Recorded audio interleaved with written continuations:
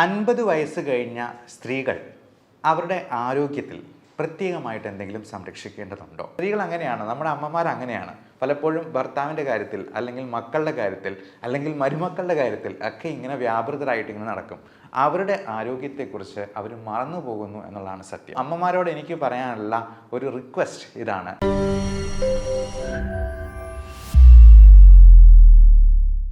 50 വയസ്സ് കഴിഞ്ഞ സ്ത്രീകൾ അവരുടെ ആരോഗ്യത്തിൽ പ്രത്യേകമായിട്ട് എന്തെങ്കിലും സംരക്ഷിക്കേണ്ടതുണ്ടോ, ശ്രദ്ധിക്കേണ്ടതുണ്ടോ? നമുക്കറിയാം, 50 വയസ്സ് എന്ന് പറയുമ്പോൾ പീരിയഡ്സ് നിൽക്കുന്ന ഒരു സമയമാണ്. ഈസ്ട്രജൻ്റെ ഒരു പ്രൊട്ടക്റ്റീവ് ഇഫക്റ്റ് നാച്ചുറലായിട്ട് സ്ത്രീകൾക്ക് പ്രകൃതി തന്നെ പ്രദാനം ചെയ്യുന്നുണ്ട്. അതുകൊണ്ട് തന്നെ നിങ്ങൾ ശ്രദ്ധിച്ചാൽ അറിയാം, ഹാർട്ട് അറ്റാക്ക്, സ്ട്രോക്ക് പോലുള്ള കാര്യങ്ങളൊക്കെ ഒരു 45-50 വയസ്സ് വരെയും സ്ത്രീകളിൽ കുറവായിരിക്കും പുരുഷന്മാരെ അപേക്ഷിച്ച്. എന്നാൽ 50 വയസ്സ് കഴിയുന്നതോടുകൂടി ഈസ്ട്രജൻ്റെ ഈ ഒരു പ്രൊട്ടക്റ്റീവ് ഇഫക്റ്റ് സ്ത്രീകൾക്ക് നഷ്ടമാവുകയാണ്. മെനോപോസ് ആരംഭിക്കുന്നതോടുകൂടി. മെനോപോസ് എന്ന് പറയുന്നാൽ പീരിയഡ്സ് നിൽക്കുന്ന ഒരു സമയം. ചിലപ്പോൾ അത് ഇറഗുലറായിട്ട് വന്ന് ഒരു മാസം കണ്ടില്ല എന്ന് വരും, 2 മാസമാകും, 3 മാസമാകും, അങ്ങനെ പതിയെ അതങ്ങ് നിന്നു പോവുകയാണ്. അങ്ങനെ വരുമ്പോൾ പലതരത്തിലുള്ള മെറ്റബോളിക് ഡിസീസസും, ഡയബറ്റീസ്, ഹൈപ്പർ ടെൻഷൻ, തൈറോയിഡിൻ്റെ പ്രശ്നങ്ങൾ, മറ്റ് തരത്തിലുള്ള അസുഖങ്ങൾ, അമിതവണ്ണം, ഓസ്റ്റിയോപോറോസിസ്, എല്ലുകളുടെ ബലം കുറഞ്ഞു പോകുന്ന അവസ്ഥ, ഇതെല്ലാം കൂടി വന്ന് അവർക്ക് മറ്റെന്തെങ്കിലും കോംപ്ലിക്കേഷൻസിലേക്ക് എത്തിപ്പെടാനുള്ള സാധ്യത വളരെ കൂടുതലാണ്.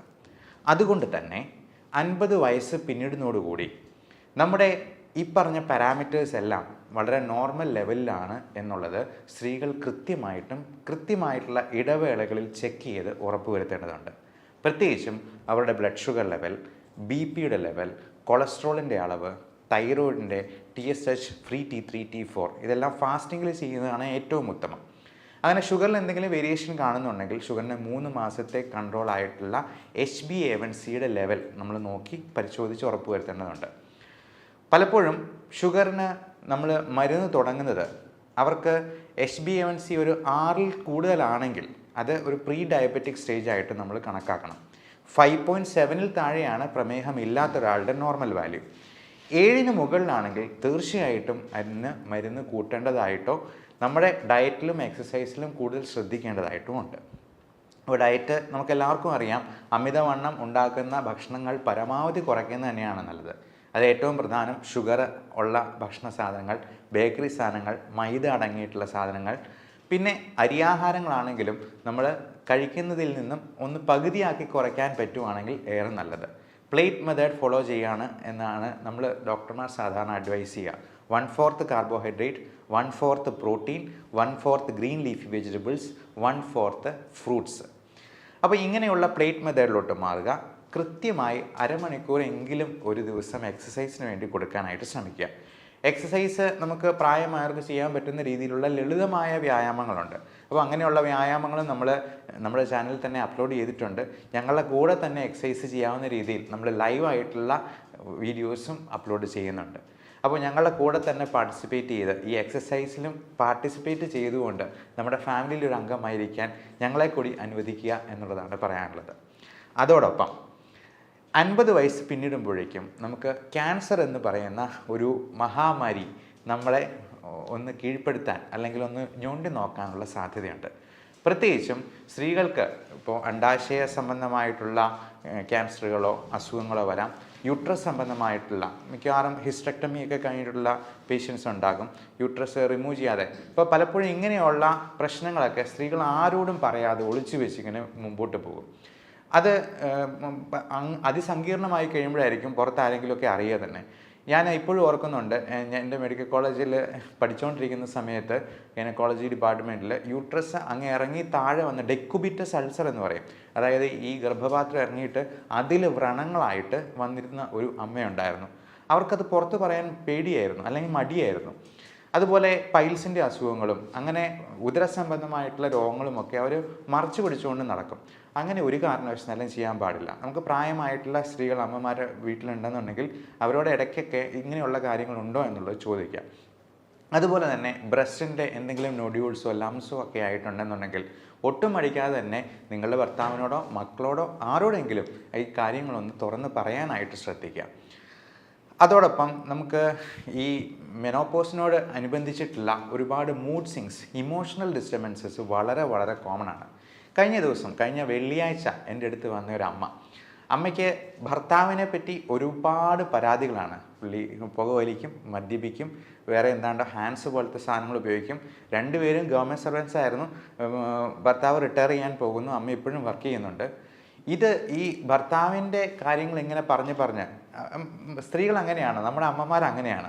പലപ്പോഴും ഭർത്താവിൻ്റെ കാര്യത്തിൽ അല്ലെങ്കിൽ മക്കളുടെ കാര്യത്തിൽ അല്ലെങ്കിൽ മരുമക്കളുടെ കാര്യത്തിൽ ഒക്കെ ഇങ്ങനെ വ്യാപൃതരായിട്ട് ഇങ്ങനെ നടക്കും.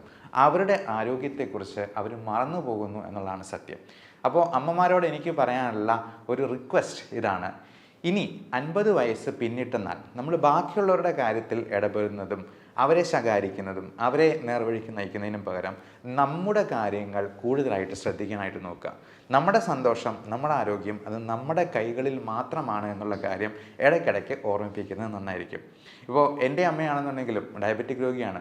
പല കാര്യങ്ങളിലും നമ്മളെ ഇങ്ങനെ അകാരണമായിട്ട് അവരുടെ സ്നേഹ കൂടുതൽ കൊണ്ട് നമ്മളെ ഇങ്ങനെ ഇൻവോൾവ് ആക്കുമ്പോഴത്തേക്കും ഞാൻ തന്നെ ഇടയ്ക്ക് പറയും, ഗ്ലൂക്കോമീറ്റർ വെച്ചിട്ട് ഒന്ന് ഷുഗർ നോക്കി കാണിച്ചുകൊണ്ട് വന്നേ, BP ഇപ്പം തന്നെ ഒന്ന് നോക്കട്ടെ എന്ന് പറയുമ്പോഴത്തേക്കും അന്നേരമാണ് അവരുടെ ആരോഗ്യത്തെപ്പറ്റി അവർ തന്നെ വിചാരിക്കുന്നത് അല്ലെങ്കിൽ ചിന്തിക്കുന്നത് എന്നുള്ളതാണ് സത്യം. അപ്പോൾ ഇത്തരത്തിലുള്ള കാര്യങ്ങളിൽ നമ്മൾ തന്നെ പ്രത്യേക ശ്രദ്ധ പുലർത്തുക. മാത്രമല്ല, നമുക്ക് സന്തോഷമുണ്ടാക്കുന്നത് എന്താണ് എന്നുള്ളത് സ്വയം മനസ്സിനോട് ചോദിച്ചറിഞ്ഞ് ആ കാര്യങ്ങളിൽ വ്യാപൃതരാവാനായിട്ട് പ്രത്യേകം ശ്രദ്ധിക്കുക. ഈ സ്ട്രെസ് മാനേജ്മെൻറ്റ് വളരെ വളരെ വളരെ ഇമ്പോർട്ടൻ്റ് ആയിട്ടുള്ളൊരു കാര്യമാണ്. കാരണം നമ്മുടെ മറ്റു പല അസുഖങ്ങളും ഈ പറയുന്ന സൈക്കോളജിക്കലായിട്ടുള്ള പ്രോബ്ലംസിൽ നിന്ന് വരാം. നമ്മുടെ ഈ സ്ട്രെസ് ഹോർമോൺസ് റിലീസ് ആകുമ്പോൾ തന്നെ നമ്മുടെ ഹൃദയത്തിൻ്റെ ആരോഗ്യത്തെയും ശ്വാസകോശത്തിൻ്റെ ആരോഗ്യത്തെയും, ശ്വാസകോശം നന്നായിട്ട് ഫങ്ഷൻ ചെയ്താലേ നമ്മുടെ ബ്ലഡിൽ ആവശ്യത്തിന് ഓക്സിജൻ ഉണ്ടാകത്തുള്ളൂ. എന്നാലേ അത് ഹൃദയം പമ്പ് ചെയ്ത് എല്ലാ കോശങ്ങളിലേക്കും എത്തിക്കത്തുള്ളൂ. അതുപോലെ തലച്ചോറിൻ്റെ ആരോഗ്യത്തെയും എല്ലാം ബാധിക്കും. ഞാൻ കഴിഞ്ഞ ദിവസം വന്ന ആ അമ്മയുടെ കാര്യത്തിൽ അമ്മയ്ക്ക് ഉറക്കമില്ലാണ്ട് പോയിരിക്കുകയാണ്.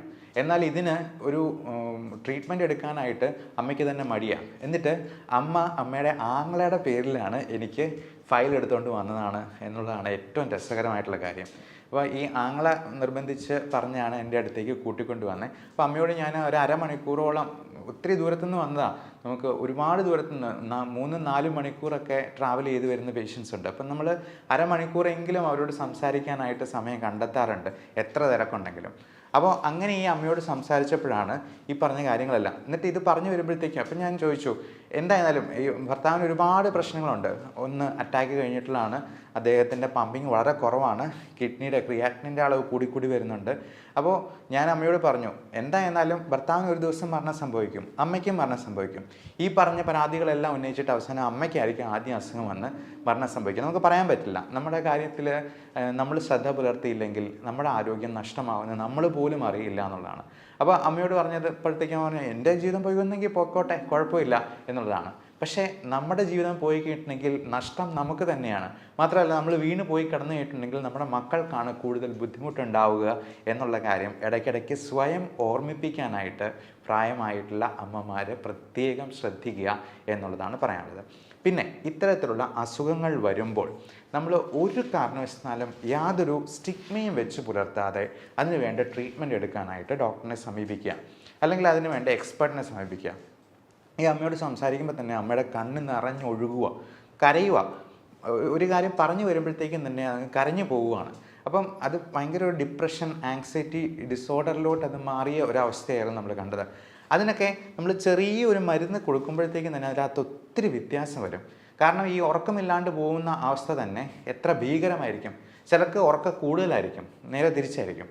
അപ്പോൾ നമ്മുടെ ഹാപ്പി ഹോർമോൺസ് ആയിട്ടുള്ള എൻഡോർഫിൻസ്, സൈറ്റോകിൻസ്, ഓക്സിറ്റോസിൻ, സെറോട്ടോണിൻ, ഡോപ്പമൈൻ തുടങ്ങിയ ഈ 5 ഹോർമോണിൻ്റെ ലെവലിൽ ഒരുപാട് വ്യത്യാസങ്ങൾ വരുന്നുണ്ട്.